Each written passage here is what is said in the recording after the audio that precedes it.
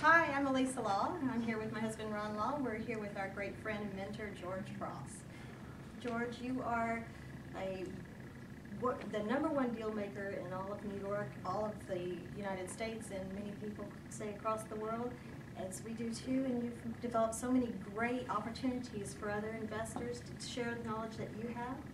So we're here today to ask you to share a little bit more of that knowledge with us on this video about how you would approach an investor and with other partner investors and develop relationships that would be long-term relationships for investing and funding. Well, that's a very good question. I appreciate you telling me #1. I didn't think I'm #1. I may be #2. But nevertheless, in order to reach other people, you have to understand what motivates them, what they like, what their sports are, how they're interested, and really cater to those interests. So you create a bond with them, and it has nothing to do with business. It's a bond, it's a personal bond. And if they're satisfied, they like you as a person, they will believe what it is you say and more likely to do business with you. So anytime you come in, somebody starts me and they start right off with business, they turn me off. When they now talk about something else to try to get to know me so that I can get to know them, then I get impressed. But that doesn't mean you're going to do it for a long period of time, because long enough to establish some kind of a bond and say what buttons to press that I would be responsible to, or they would be responsible.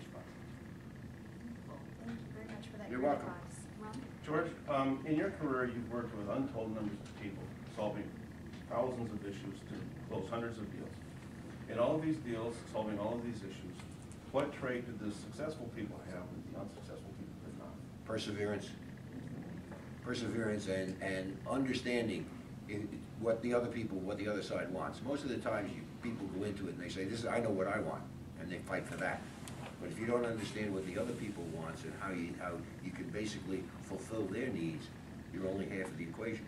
So the key is to say, tell me, what can I do to help you make the deal you need?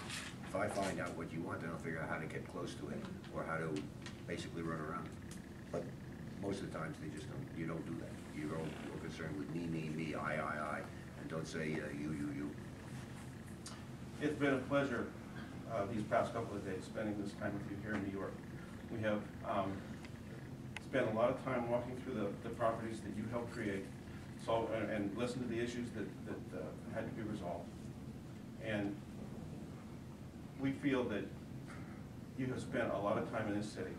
You helped change the face of New York. You've actually influenced the culture here, and we appreciate the time you've taken. Thank you. That's very nice you say. And yes, I have left an imprint, and I can go down any block, basically the city of New York, and said I had something to do with that building, something to do with that building, and what I did was improve the city and basically help make it what it is, so that you can come and look at it and say, gee, isn't that great?